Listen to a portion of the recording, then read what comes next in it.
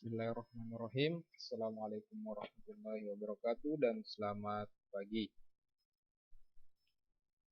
Oke, baik, kembali lagi pada pembelajaran kita yaitu pemeliharaan sasis dan pemindah tenaga. Oke. Pada pertemuan sebelumnya kita sudah membahas mengenai komponen-komponen dan cara kerja dari sistem kopling. Nah, baik. Untuk pertemuan kali ini, Bapak akan bahas sedikit lagi, mengulang atau mereview kembali materi kita sebelumnya. Nah, komponen-komponen di sini kalian bisa perhatikan, mungkin gambar ini berbeda dengan gambar sebelumnya.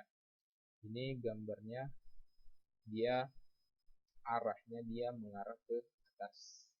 Ya, kalau gambar sebelumnya itu kemarin gambar kita itu mengarah ke samping kanan. Nah, ini gambarnya ke atas. Oke, silakan kalian perhatikan. Nah, mungkin kalian lihat di sini ada perbedaan, nanti Bapak akan jelaskan. Kalau kopling yang kemarin yang sudah Bapak jelaskan itu kopling yang digunakan pada kendaraan ringan, contoh mobil-mobil kecil, sedan, Avanza, dan lain sebagainya. Nah, sedangkan untuk gambar yang kalian lihat sekarang, ini biasanya digunakan pada mobil-mobil truk. Nah, ini kopling yang biasa digunakan pada mobil truk. Pada dasarnya hampir sama, cuma perbedaannya nanti Bapak akan jelaskan. Silakan perhatikan. Oke, baik. Komponennya, mulai yang pertama A, ini flywheel, ya sama aja. Flywheel, ya ini tampak dari bawah, ya. Dari bawah ke atas. Ini tampak samping, ya maksudnya. Kemudian ini ada disc clutch atau clutch disc atau kampas kopling, ya, seperti yang kemarin sama. Kemudian selanjutnya ada engine shaft. Kalau biasa yang kita pelajari sebelumnya itu ini adalah poros engkol, ya, poros engkol. Nah, kemudian di D ini pressure lever, ya, pressure lever. Kalau di materi kita sebelumnya itu kita gambar di sini dia adalah pegas diafragma, sedangkan di untuk kopling pada truk yang biasanya digunakan pada truk itu biasanya menggunakan namanya pressure lever, dia namanya pressure lever, bukan diafragma spring, ya, beda, silakan diperhatikan. Kemudian ada yang sama menggunakan pressure plate, ya, menggunakan pressure plate, ini merah sama. Kemudian F pressure spring. Nah, ini dia pegasnya, ini dia yang pegasnya yang menekan si pressure plate sehingga yang bisa untuk menjepit si kampas kopling, ya, bergesekan dengan flywheel. Nah, kalau di materi kita sebelumnya itu yang menjepit itu adalah kekuatan pegas diafragma. Kalau di sini dia pressure spring, ya, pegas penekannya. Oke, selanjutnya ada G flat cover, sama aja di materi kita sebelumnya, sama-sama menggunakan flat cover. Kemudian ada release bearing sama, kemudian input tab transmisi sama, dan ada release valve, ya, sama aja. Ini adalah release valve dan cara kerjanya sama, ya. Jadi bedanya cuma di sini, gambar bentuknya aja, ya, pegas penekannya aja, cara kerjanya dan lain sebagainya itu sama. Ini kalian akan jumpai pada mobil-mobil truk nantinya. Oke, lanjut. Kemudian untuk cara kerjanya sama aja. Kalau untuk gambar di sini kita anggap ini pada saat ditekan, ya. Kembali lagi Bapak ulang. Pada saat ditekan, ya, pedal kopling kalian tekan, nah, otomatis dari ke bawah sampai bawah langsung kita aja ke release valve. menggerakkan atau menekan release bearing menekan diafragma spring, dan diafragma spring akan mengungkit pressure plate, mengakibatkan kampas kopling ini tidak terjepit, sehingga mengakibatkan putaran dari mesin ke transmisi itu terputus. Jadi putaran dari mesin ke transmisi terputus. Oke, mungkin ini sudah kita bahas sebelumnya, dan kalian bisa lihat penjelasan yang ada di sini. Silahkan dibaca. Oke, nah untuk materi hari ini pembelajaran yaitu pemeriksaan. Apa-apa saja yang perlu kita periksa. Yang pertama, melakukan pembongkaran kopling. Oke, silahkan simak videonya. Pembongkaran kopling. Lepas penutup kopling dengan mengendorkan baut-baut yang ada pada penutup kopling. Usahakan hati-hati dalam membuka penutup kopling. Jangan sampai plat kopling jatuh dan membentur dengan keras. Setelah terlepas, tempatkan unit kopling di tempat yang aman. Nah, oke, itu tadi untuk pembongkaran kopling. Kalau ini pembongkaran kopling pada trainer ya. Kalau untuk di mobil secara umum, kopling ini dia tinggal tempatnya di rumah transmisi. Makanya kalau untuk membongkar kopling ini agar terlihat ini harus kopling ya, transmisi itu harus diturunkan dulu supaya unit kopling ini bisa terlihat. Oke, penjelasannya kalian bisa lihat video sama tadi, penjelasan dari video sama.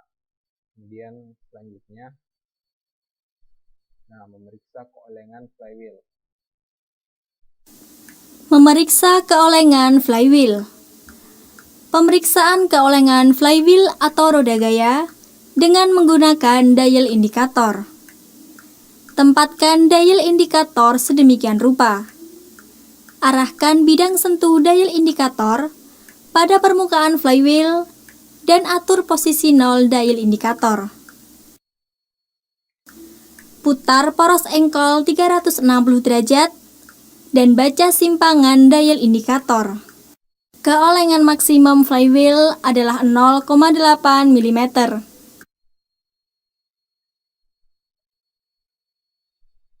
Nah, memeriksa keolengan flywheel.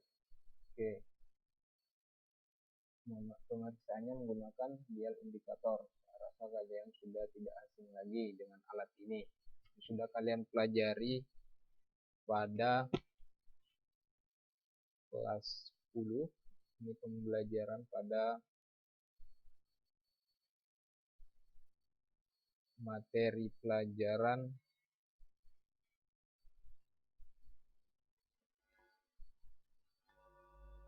pengenalan alat-alat ukur ya.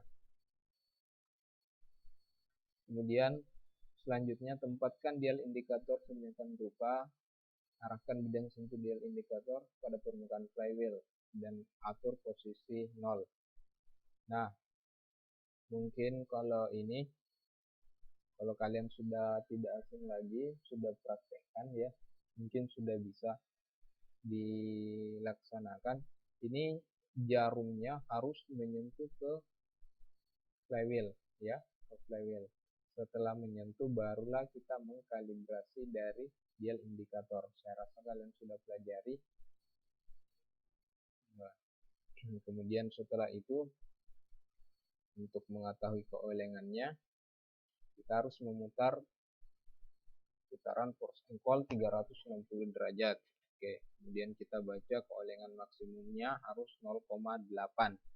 Jadi kalau keolengannya lebih dari 0,8 artinya flywheel harus sudah diganti ya. Artinya keolengannya sudah mencapai batas maksimum. Oke. Jadi keolengannya tidak boleh melebihi dari 0,8 mm. Untuk cara penggunaannya, Kalau memang kalian rasa belum paham, mungkin silahkan kalian cek di YouTube ya, cara penggunaan dial indikator. Oke, selanjutnya memeriksa bantalan pilot. Memeriksa bantalan pilot. Putar bantalan dengan tangan sambil memberikan tekanan aksial. Bila bantalan macet atau terasa berat, lakukan penggantian pada bantalan pilot. Bantalan pilot dilumasi secara permanen dan tidak memerlukan pelumasan kembali.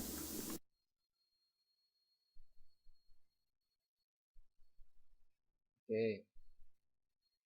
Memeriksa bantalan pilot, caranya putar bantalan pilot dengan tangan sambil memberikan tekanan aksial. Nah, bantalan pilot ini letaknya di mana? Dia letaknya pas di tengah-tengah dari flywheel. Nah, ini fungsinya sebagai dudukan ujung dari input shaft transmisi. Jadi dia tempatnya, senternya, ya, dia senternya agar si input shaft transmisi ini tidak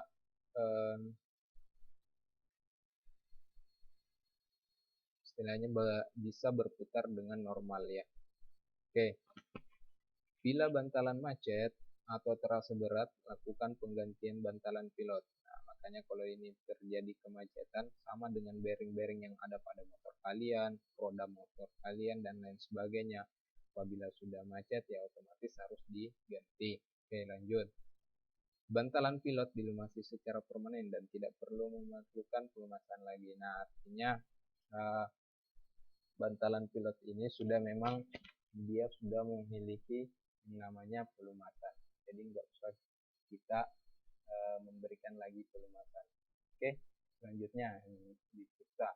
Yang keempat, memeriksa keausan pegas diafragma. Memeriksa keausan pegas diafragma.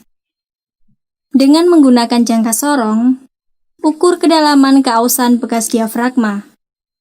Posisikan pengukur kedalaman jangka sorong pada bagian pegas diafragma yang aus. Kunci jangka sorong dan baca hasil pengukurannya. Kedalaman maksimal adalah 0,6 mm dan lebar maksimal adalah 5,0 mm.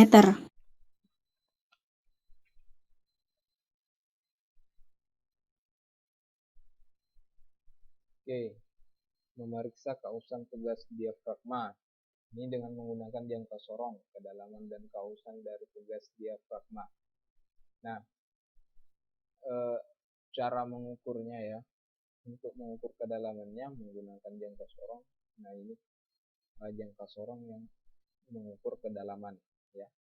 Ini untuk kedalaman keausan dari diafragma spring. Dan untuk keausan lebarnya menggunakan yang senti tadi ya, yang mengukur ketebalan. Oke.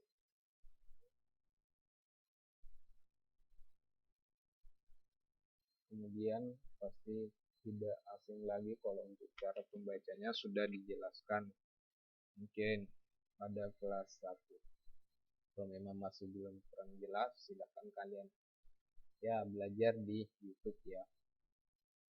Itu bisa kalian pelajari cara membaca dari jangka sorong ini. Sekarang untuk belajar itu sangat-sangat mudah, tergantung dari kalian. Kalau memang niatnya mau belajar, insya Allah kalian bisa. Segala sesuatu itu yang kalian mau tanyakan, bisa kalian tanyakan di YouTube dan lain sebagainya. Oke, kalau untuk di bengkel-bengkel resmi atau lain sebagainya, biasanya kalau sudah bongkar seperti ini ya, bongkar kopling dan lain sebagainya, biasanya nggak ada pengukuran seperti ini. Biasanya mereka langsung ganti, udah lihat aus langsung ganti dia, mereka nggak ukur. Tapi kalau kita dalam proses pembelajaran, kita harus mengukur sesuai dengan limit yang telah ditentukan. Kalau memang masih dalam ambang batas, masih bisa digunakan, ya masih digunakan. Oke, seperti itu. Kemudian selanjutnya pemeriksaan bantalan pembebas. Pemeriksaan bantalan pembebas. Putar bantalan pembebas dengan tangan sambil memberikan tekanan aksial. Bila bantalan macet atau terasa berat, gantilah bantalan pembebas. Nah, pemeriksaan bantalan pembebas atau biasa disebut dengan release bearing.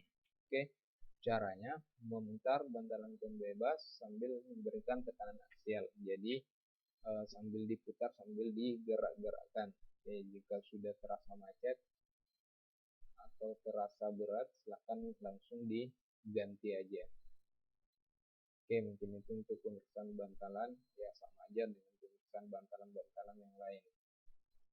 Oke, selanjutnya pemeriksaan garpu pembebas. Memeriksa garpu pembebas. Lakukan pemeriksaan garpu pembebas dengan pemeriksaan visual. Periksa garpu pembebas dari kemungkinan retak dan aus. Bila terjadi keretakan dan keausan, lakukan penggantian garpu pembebas.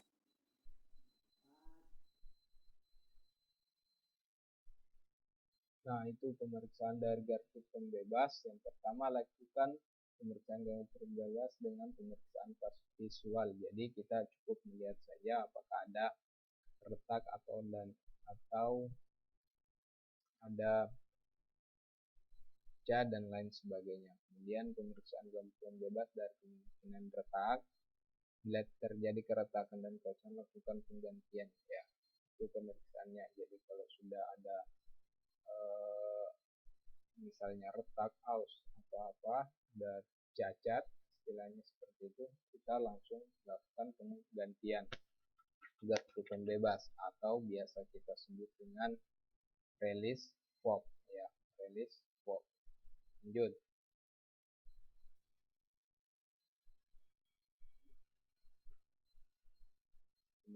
Pemeriksaan kerataan plat penekan.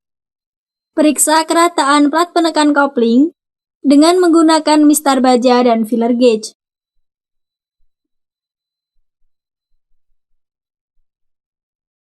Tempatkan sisi mistar baja pada permukaan plat penekan. Sisipkan bilah filler gauge pada celah yang ada. Lakukan pemeriksaan dengan berbagai posisi. Standar ketidakrataan plat penekan yaitu 0,5 mm.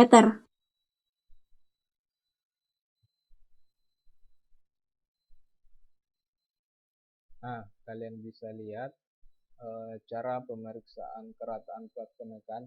Ya, usahakan kita menggunakan penggaris segitiga, biasanya penggaris segitiga yang besi, biasanya yang siku, ya, biasanya ada yang siku. Kemudian menggunakan filler gauge, kita pilih filler gauge yang ukuran 0,5. Nah, setelah itu kita masukkan ke celah sini, celah mistar dengan pressure plat, ya. Kalian masukkan ke celahnya. Apabila tidak masuk ke celah, artinya si pressure plat ini masih dalam keadaan layak untuk digunakan, ya. Dan apabila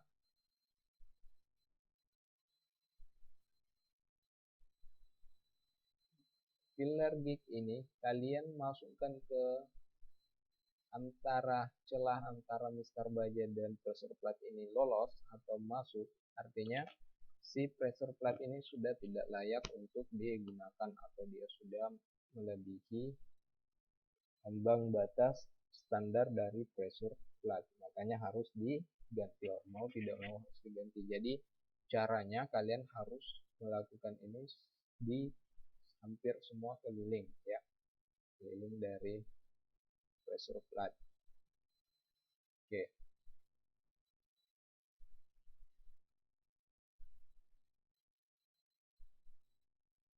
Nah, mungkin kalian sudah bisa baca nih standarnya tadi 0,5 cm, 0,5 mm, ya.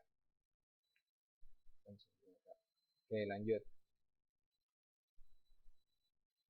Nah, pemeriksaan plat kopling dan keausan dan kerusakan. Pemeriksaan plat kopling dari keausan dan kerusakan. Periksa keausan plat kopling dengan menggunakan jangka sorong.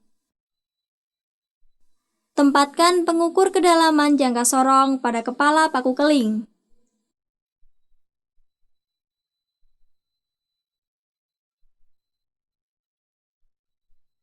Nah, coba diperhatikan ya, untuk paku keling ada yang jaraknya dekat, ada jaraknya jauh. Ya, usahakan pada saat kita mengukur nanti, kalian mengukur yang diukur itu yang di samping sini ya. Ini perhatikan tanda panahnya. Ini di samping sini ya, bukan dalam sini, tapi samping sini untuk mengetahui berapa ketebalannya. Ini kan ada yang di sini juga. Nah, tapi bukan yang paling dalam ini. Ini yang paling aus. Dari yang paling aus, kalian ukur. Ini tinggal berapa? Standarnya 0,3.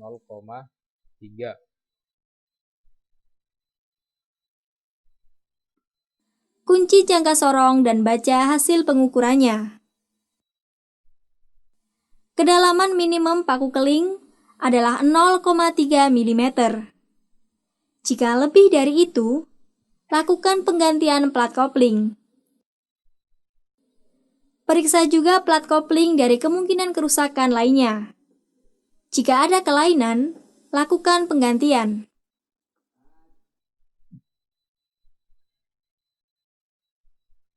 Oke. Nah, untuk pemeriksaannya bisa dibaliknya. Oke, bisa juga yang diperiksa itu gear-gear ini, apakah sudah ada yang aus ya, gear atau torsion dampernya ini biasanya udah lepas, pecah atau lain sebagainya, nanti harus sudah diganti. Nah, kebanyakan kalau mobil-mobil yang sudah bongkar kopling otomatis, kebanyakan yang diganti otomatis itu adalah kampas koplingnya atau flat disk yang biasa kita sebut dengan flat disk. Nah, mungkin itu beberapa saja materi tentang pemeriksaan dari sistem kopling. Mungkin cukup sekian dari Bapak untuk pertemuan kali ini. Ada kurang lebihnya mohon dimaafkan. Wabillahi taufiq wal hidayah. Assalamualaikum warahmatullahi wabarakatuh.